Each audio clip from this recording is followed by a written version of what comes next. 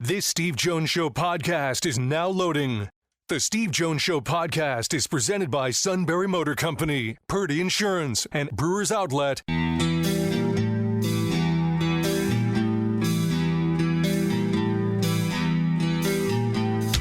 Bringing you an in-depth look at Penn State sports and more. This is the Steve Jones Show on News Radio 1070 WKOK.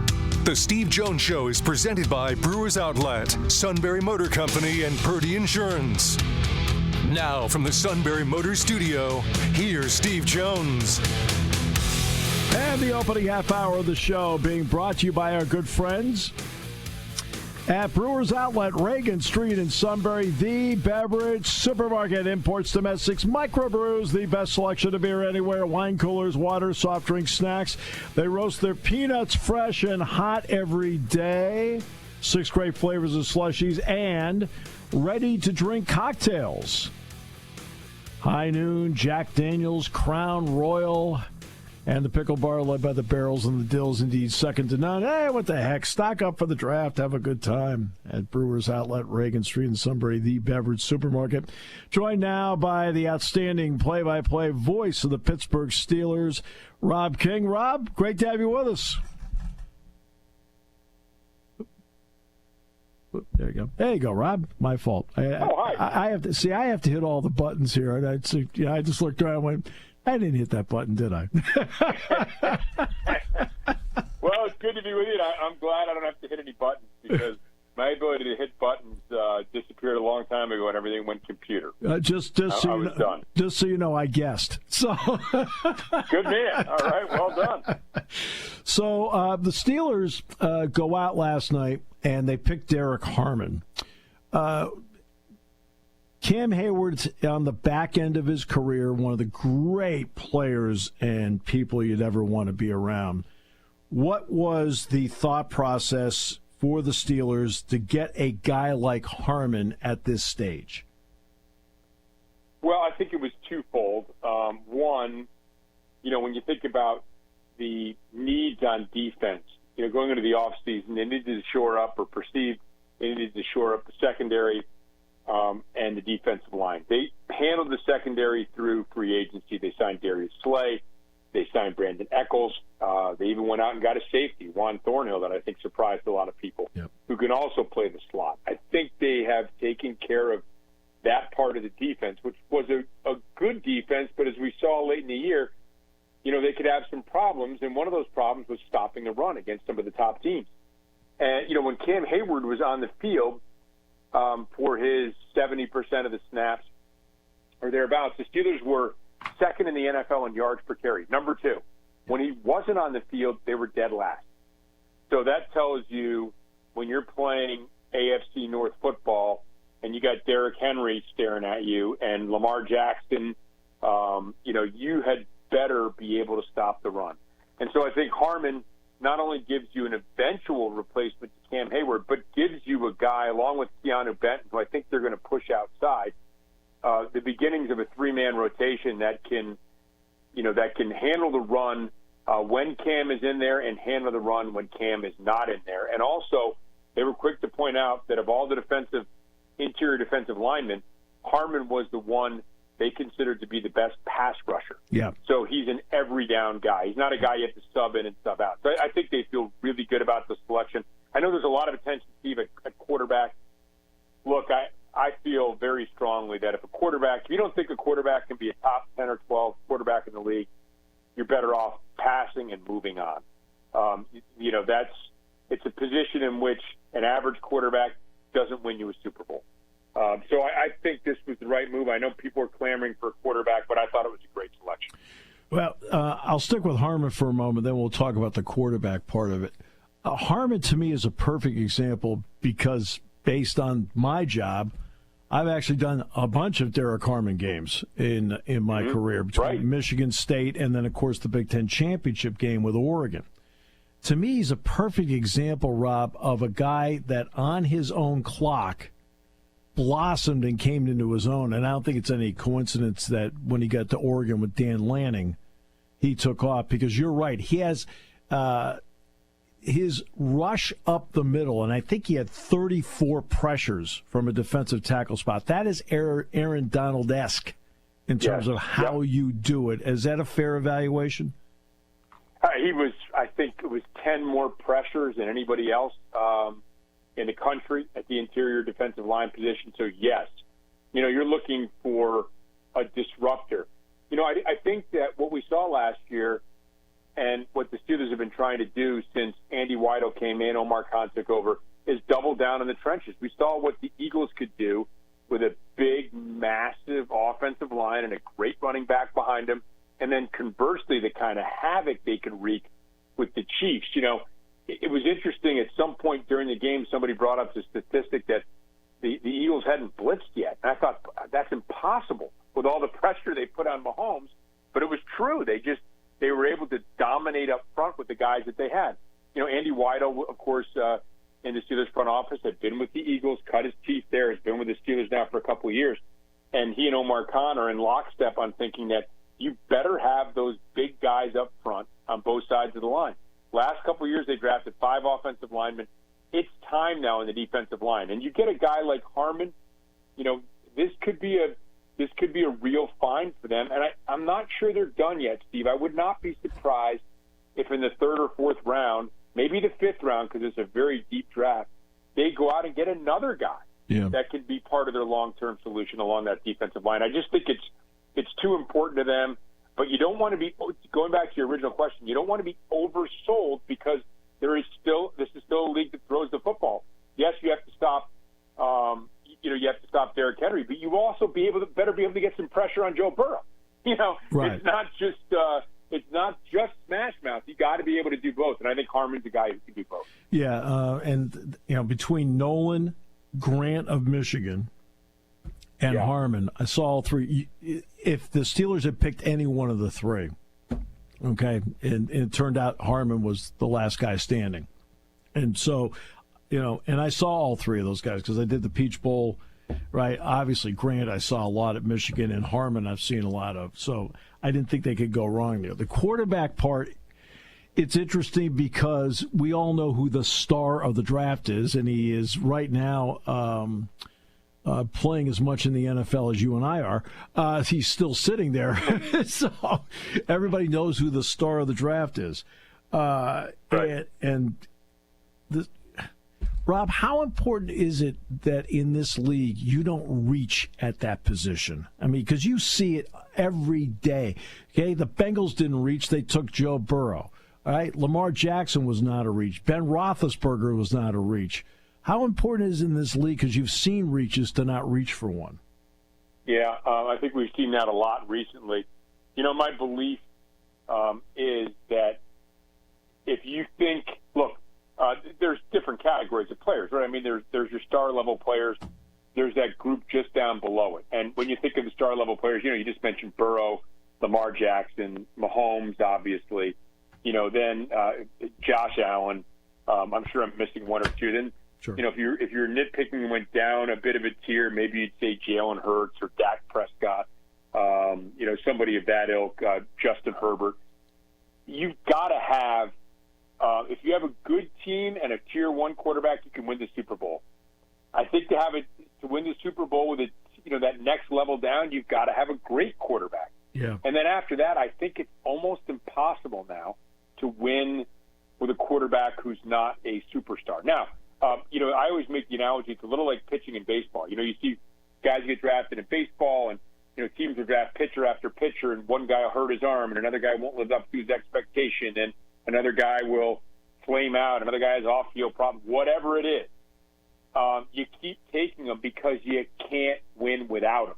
Right. And so, it's a risk-reward thing. So I think this is a draft where there are a couple of guys that, might have the potential to be that upper echelon type. We've seen that in the past. We saw Brock Purdy, who I think is maybe that type of caliber, that tier 2. Dak Prescott, go after round 1, go later in the draft. I think that you can identify a guy like that, and I think the hope is that he is, at worst, a quality backup. And the Steelers saw with Mason Rudolph, now he went in round 3. I think a feel great about it because I think in round 3 you're still looking for an every down contributor or a good, solid NFL starter. But think about Mason Rudolph a couple of years ago, comes off the bench, leads the team to the playoffs. Right. 3 straight wins. Otherwise they don't make it there. So there's value in those guys, but I think they have to be in the right position. And there's a chance that there's more there, and then you're congratulating yourselves for years to come if you take Dak Prescott or Brock Purdy. But I think you can't reach for those guys early. You have to have your own set of rules and guidelines and beliefs in that player. If Shedeur Sanders goes on to have a long, productive career and winds up a tier 1 or 2, sure. tier 2 quarterback, you might regret not taking him. Yeah. But if he winds up flaming out, you're going to be sorry from the moment you took him until his career ends with another team a couple of years later. The Steelers already have their second-round pick. His name is DJ Metcalf. Yeah. And that's something that's really important in all of this. Give me your level of excitement as to what he can mean to whomever is quarterbacking this team and to the production they can get offensively, because obviously Fatano's going to be back on the offensive line. He's not going to just play one game this year. Right. Fatano is going to be a big acquisition. Your first rounder a year ago, Broderick Jones will shift to the left side. Yep. That leaves you with some questions, right? You don't know what Broderick Jones can do in the left side, and you don't know what Fatano can do, but there's a lot of talent there. DK Metcalf, as you address the Steelers' needs last year and this year. Last year, they were out trying to get another receiver. Rumors about Brandon Ayuk and others, including DK Metcalf. They weren't able to do that. Pickens got hurt. How much of that threw off the rhythm of the offense, and was it part of what they suffered down the stretch? I don't know. We'll never know the answer to that. But I do know they've been pursuing a guy like this, and now they've got one. And I don't think there's a receiver in the draft who has more upside than DK Metcalf. No. Now, it's not as simple as spending a number 2 for DK Metcalf. You're also paying him $30 million a year. I understand that. It's not right. They're not exactly equivalent. But this guy is going to give you a premier option, a premier game-breaking option. He's a willing blocker, which is important in Arthur Smith's offense. Yep. They needed to upgrade in this offseason. Running back, wide receiver, quarterback. They have massively upgraded at the wide receiver position, which, again, now, if you're an opposing defense and you've got Pickens and you've got Metcalf, how often are you moving down that next guy in the box to stop this Arthur Smith running game? Because if you go out and get a veteran quarterback or have a guy who can read that, you are asking for big trouble when you have Metcalf and Pickens on the outside. So I think it helps in myriad ways. They need more playmakers. They've expressed the need of getting more speed and more game breakers on offense. Well, DK Metcalf is that. Fast, game breaker, a good fit as far as his willingness to block, a guy that's going to help lessen the load for the running game. It's a big, big acquisition for the Steelers. And by the way, a guy that Jack Ham and I talked to a couple of weeks ago that's excited about the Arthur Smith offense and the acquisition of Metcalf was Patrick Freiermuth. So, because he was at practice a couple of weeks ago, and he was thrilled with how all that played out. Round 3 comes up. You said the Steelers aren't going to be done on defense. So where do you see them? Because the Steelers have been, over the years, a reputation of being really productive in these rounds that are coming up. Where do you see some of the areas that they could be looking?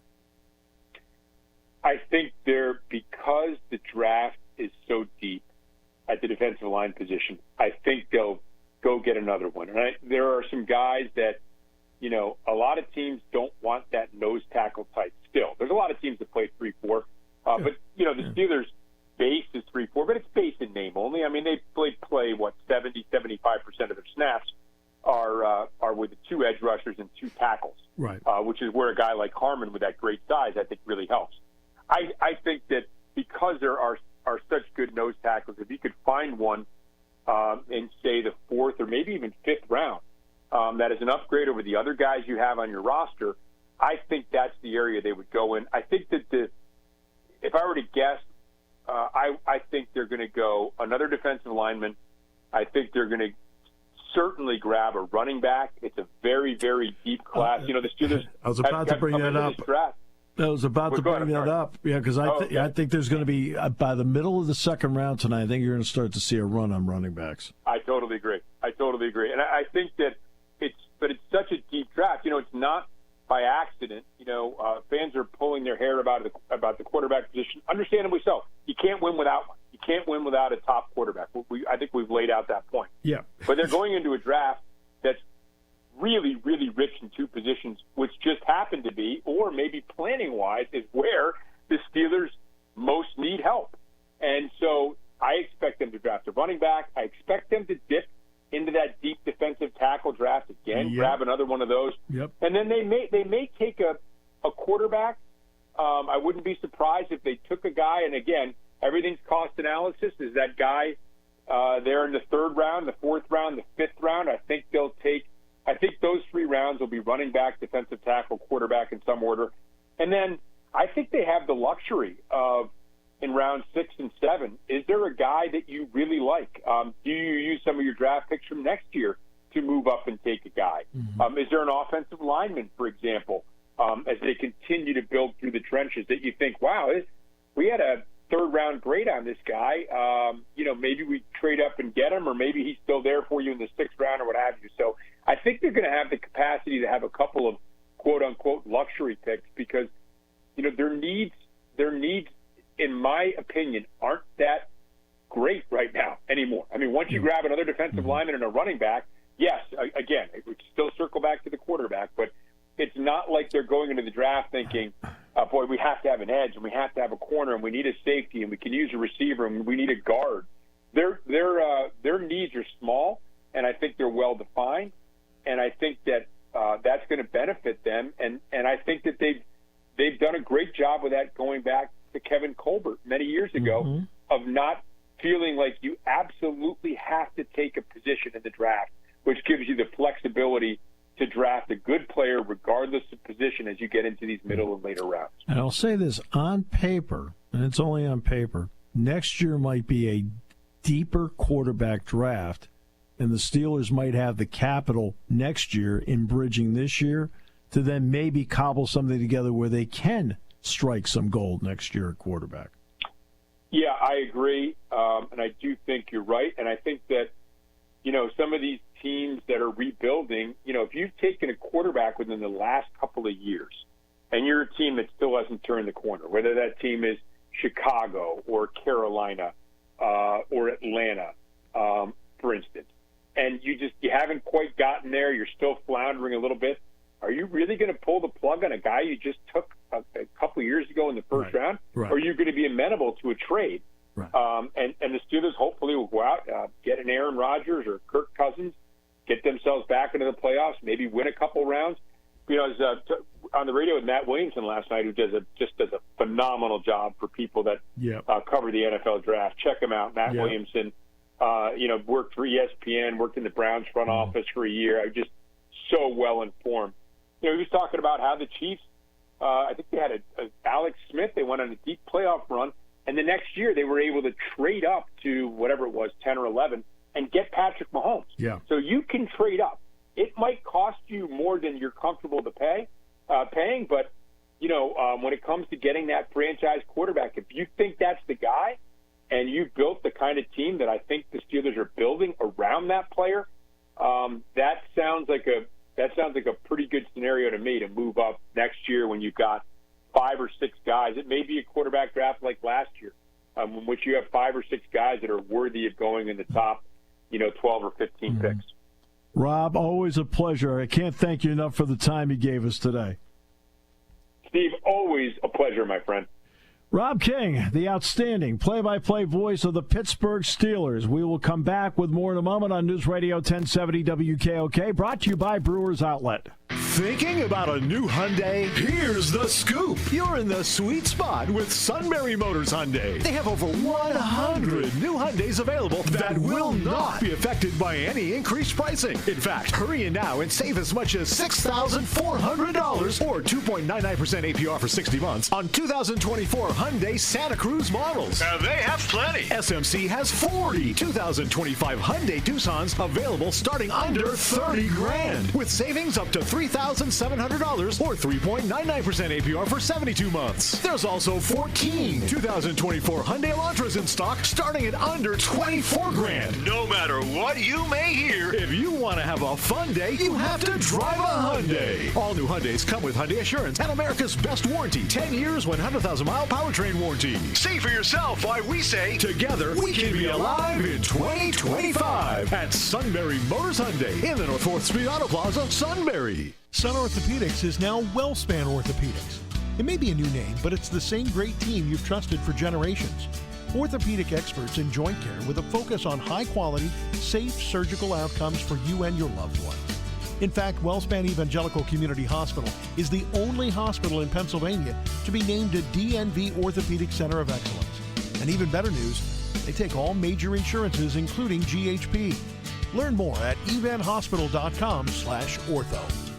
Whether you're opening your first account or want to start saving for the future, Nori Bank's checking and savings accounts are designed with you in mind. We make banking easy and convenient, and you can open a new account online from the comfort of your own home. Stop by any Nori Bank branch or visit us online at noribank.com and experience banking as it should be. Simple, secure, and personal. The Northumberland National Bank, member FDIC. This is a story of the one. As a maintenance specialist for university housing, he knows college students can major in wear and tear. Plus, housing so many students doesn't leave a lot of room to house all the supplies he needs. That's where Grainger comes in. With over 1 million industrial-grade products and fast, dependable delivery, Grainger carries the quality products he needs so he doesn't have to. From a new door hinge to a whole new faucet. Call, click Grainger.com, or just stop by. Grainger, for the ones who get it done.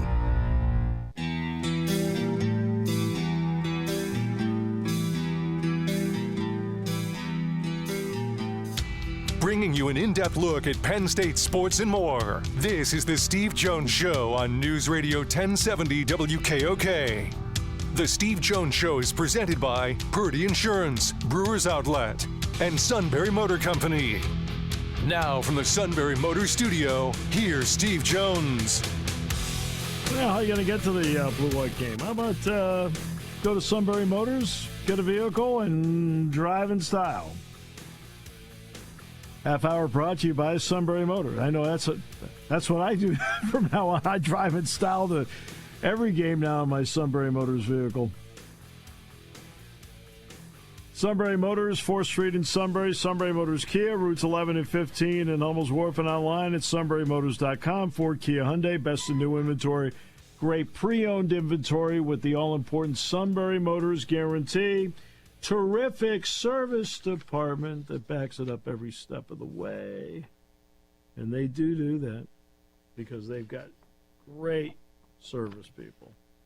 Whether it is quick lane, inspections, routine, handle it all. At Sunbury Motors, 4th Street in Sunbury. Sunbury Motors Kia, routes 11 and 15 in Hummels Wharf, and online at sunburymotors.com. You know, what's the Eagles draft late, when you have a team that is a Super Bowl champion, for the most part, you have an embarrassment of riches. You can be more particular than other teams that are drafting. For example, the Giants need a multitude of players. And the Giants, I thought, handled the draft on par with what the Texans did 2 years ago with C.J. Stroud and Will Anderson. They got the dynamic guy up front, and Abdul Carter is just a great pick for the Giants. And give the Giants credit. They didn't sit there and say, oh, no, our quarterback situation. They said, that's the best player, and they took him. That's smart. Then later, okay, now you're sitting there, you're going to have the second pick of the second round. You can now make a deal because you don't know what Cleveland's going to do. There's nobody at the end of the round that's going to take a quarterback, right? Nobody. But the team you worry about quarterback-wise is the team that picks in front of you in round 2, and that's Cleveland. And so they made the deal and moved up because Dart's the guy they wanted, and their fear was that Cleveland might take Dart. So they took him. It's fine.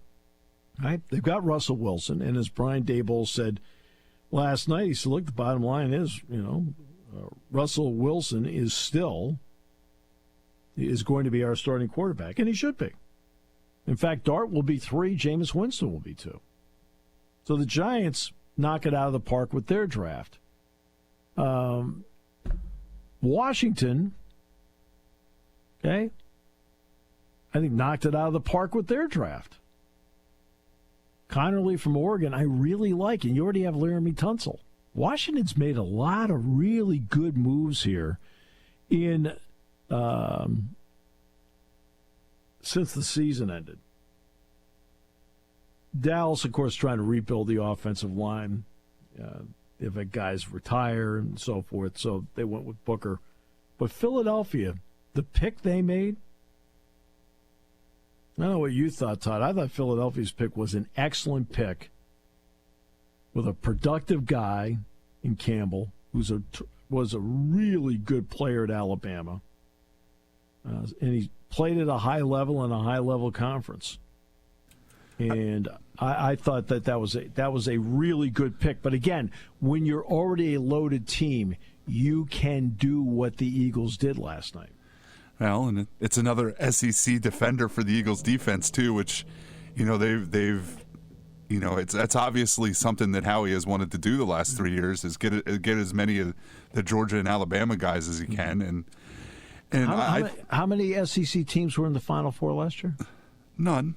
Okay, we're done. I'm just kidding. Okay, I'm just kidding. But he doesn't fall. All I've read that he doesn't fall that far if he's not. I think he has a shoulder issue that he might miss the early part of the season. But it's not like they're drafting to fill a need that they need him to play a huge role early in the season. So he's probably a guy that as we get into November and December that we hear more about, like how they worked Mitchell and DeJean into it as the season wore on. See, Mitchell and DeJean were more, I felt like, need picks. Yes. I really felt that they took care of need last year. This was, to me, a semi-need pick, thus made it a luxury pick. And I know that they had talked about trading up into the early 20s because they wanted him, but the way the draft was playing out, and especially with the Giants made their move, like, okay. I mean, the team they worried about was the Falcons. No offense. The Falcons made a great pick in getting Walker from Georgia. I mean, a great pick. Wow. But I am baffled beyond words about James Pierce. Baffled beyond words. Okay? So, and here's why. Okay? There is no question about the talent. No question. He is an ultra-talented guy. He's the only guy in the edge that ran sub 4.5. Got it. His 10-yard split was outstanding. But, and this is a big if, they moved up 20 spots to get a guy that's a red box. Now you're asking, what's a red box? A red box is you have had so many off-the-field issues that it's buyer beware. And in the NFL draft circles, okay, that's what they call a red box. That's the issue. Okay? I was baffled. You moved up 20 spots for, in other words, red box means buyer beware, and most people just back off right away. And Pierce, evidently, from what I understand, was a red box. We'll see. I don't know. But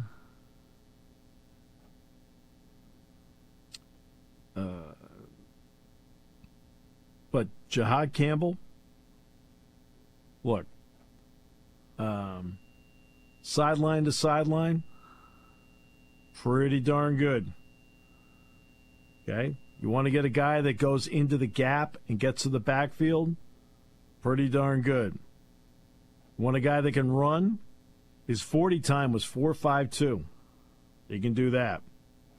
Now, again, the torn labrum in his left shoulder after the combine issue, but the season doesn't start this week anyway, right? I think the Eagles were patient.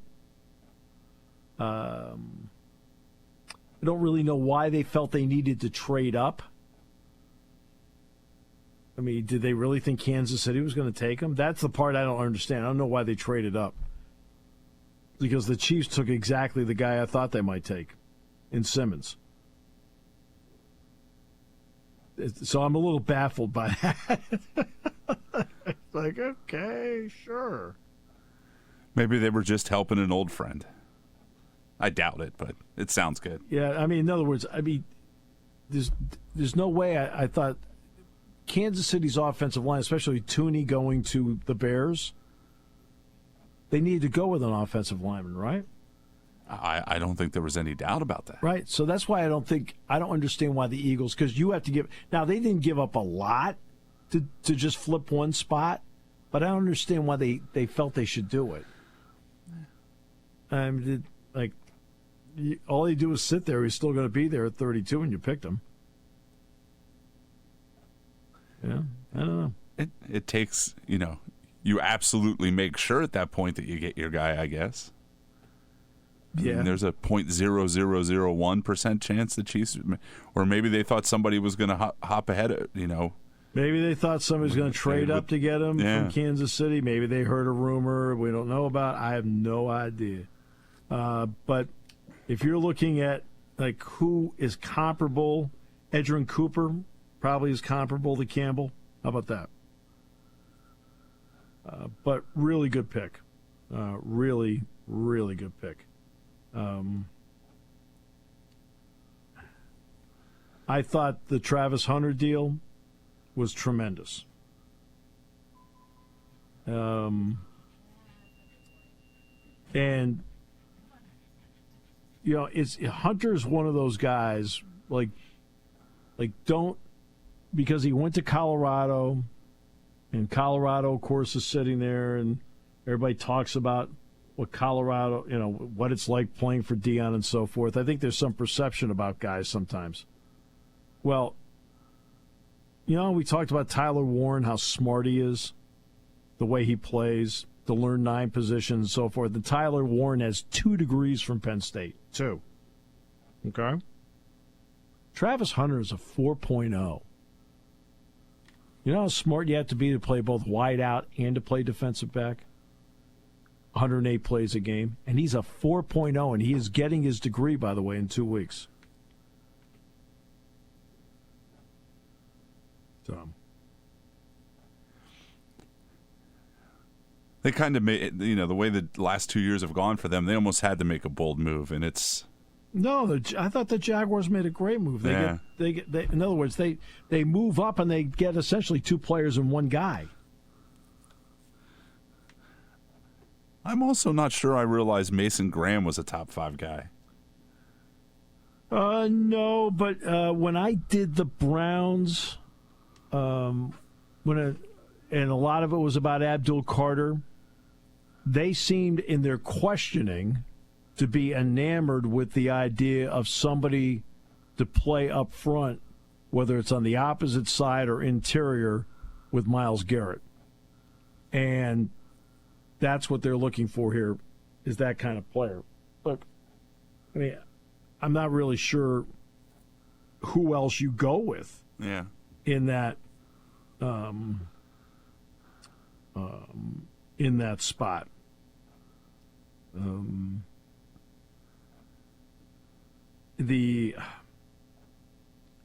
Again, I don't know who else you go with in that spot. Where Because, I mean, when you look at him, I don't know. You're not going to go with a quarterback. No. Now, they might do that tonight. I think Cleveland will have the first pick. I know Cleveland has the first pick tonight, and I think they're going to take a quarterback. And, boy, what a relief for Mel Kiper Jr. if they can take Sanders. How do you spend 4 hours talking about one guy all night? I don't get it. I just don't get it. I mean, I don't get that part. I'm completely baffled by this. If there were a drinking game on the number of times that his name would be mentioned last night on that broadcast, okay, there is nobody right now that's awake after that last night. Over and over and over again. Okay, things happen. I mean, you're telling me Shedeur Sanders is better than Tyler Warren or Abdul Carter? Please.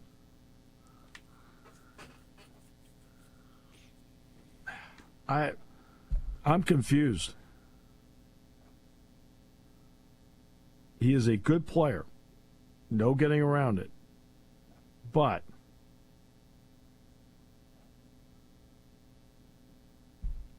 there are teams that don't need a quarterback. Okay? Indianapolis drafted its quarterback 2 years ago. Chicago drafted its quarterback last year. Right? And there are people that had, and how many times did you hear me talk about Jackson Dart in the past 2 months?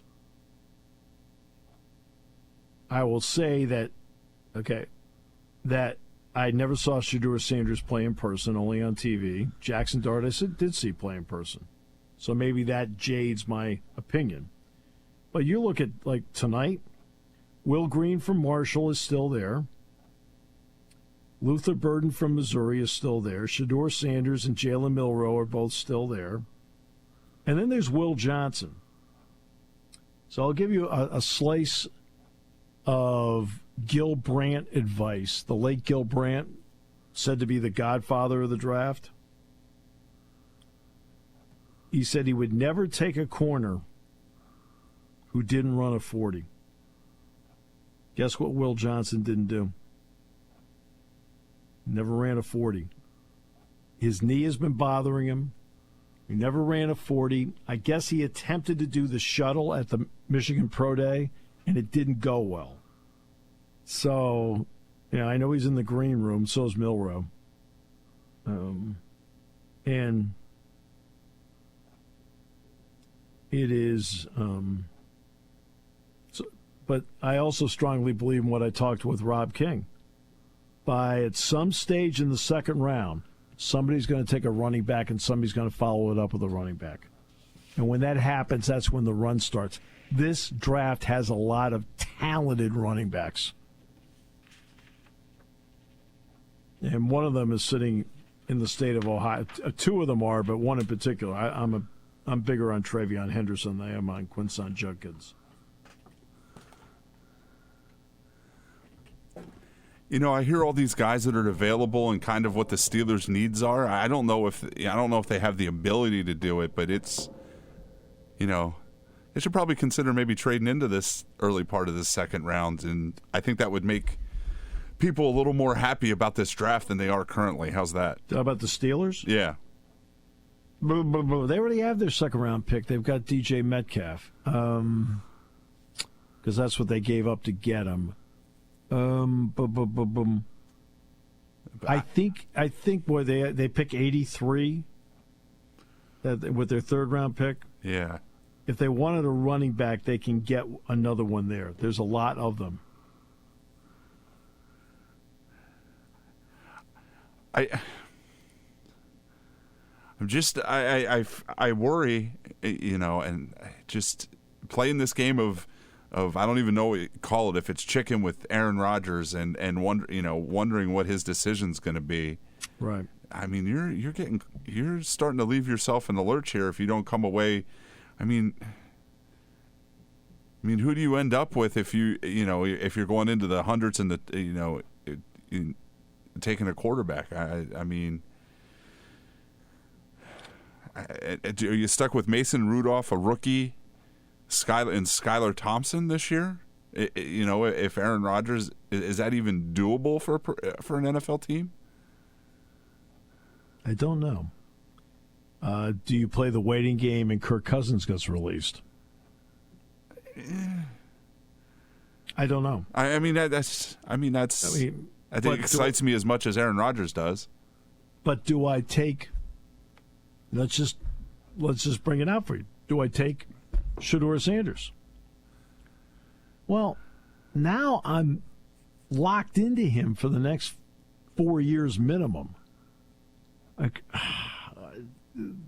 Are you confident that he can be that guy? Look, he's got a lot of great traits, so there's no getting around it. He has a lot of great traits. When you complete 72% of your passes, okay, you have a lot of great traits. When you have the leadership ability he has, that's another great trait. When you then break down the 72% and realize that 73.6% of the passes were thrown 10 yards or less, that's going to increase your passing percentage. Okay? When you see the accuracy on short to medium, you love it. When you see the lack of accuracy or the underthrowing of deep balls, you don't love that. When you see how tough he is in taking a beating and getting himself back up and not complain about it and stay in the game, you love that. So he is a mixed bag. When he is protected, he processes very well. When he is not protected, he does not process well. Well, if he goes to Cleveland, there's a chance he's not going to be protected.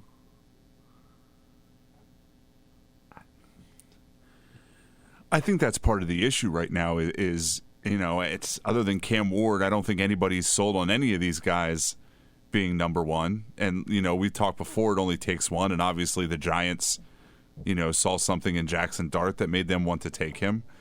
But it's just, I don't think anybody's sold on any of these guys, which is why they're still like only, they weren't picked yet. And, and I may be wrong on Jackson Dart, but I'm sold on him. And it doesn't mean he's the perfect prospect, but he has size, terrific arm, accurate arm, can drop the ball in the bucket, can make a wide variety of throws, and can run. He can move. I mean, he rushed over 1,500 yards of career. It's one thing Shedeur Sanders, people I think assume because of his last name, he's a great runner. He's not.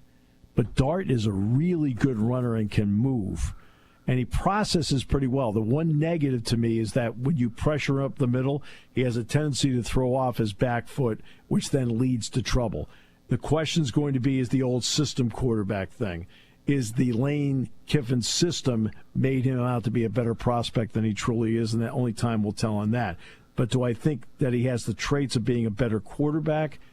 Just my amateur eyes say he's the better prospect of the two. And if that's their plan, I think that's probably the best. That's probably the best place for somebody like that. If he's going to sit for a year or two behind Russell and Jameis Winston, I think that's probably the best bet for somebody like that. Even if you do think his issue is he's more of a Lane Kiffin creation with the. I think I read that his offense is a lot of one read stuff, and it is. Yep. And right here's the year to teach him. You don't. He doesn't have to go through learning on the field and learning on the job, and that might be the best thing for him. And remember, the Giants, when the Chargers drafted Eli Manning and the Giants drafted Phillip Rivers, and then they swapped picks because Manning wasn't going to play for the Chargers. Manning was not the starter right out of the gate for the Giants. Kurt Warner was. I think people forget that. And Manning took over a little bit past midseason. Now, Jalen Hurts was a second-round pick. Okay, Brock Purdy was a 7th-round pick. Tom Brady a 6th-round pick. I mean, there are guys that are not first-round picks that have started and are starting at quarterback right now. Russell Wilson, the aforementioned Russell Wilson, was a 3rd-round pick. Okay. Right? So believe me, yeah, he'll get his opportunity with somebody, and he'll find out very early tonight that he's going. I just don't understand the obsession with him. I know, okay, you and I both know how ESPN operates. Okay? They latch onto a name and like, okay, we got to make sure LeBron's in Sports Center. You got to make sure he's in there somewhere. I'm not putting down LeBron. I'm telling you what they do.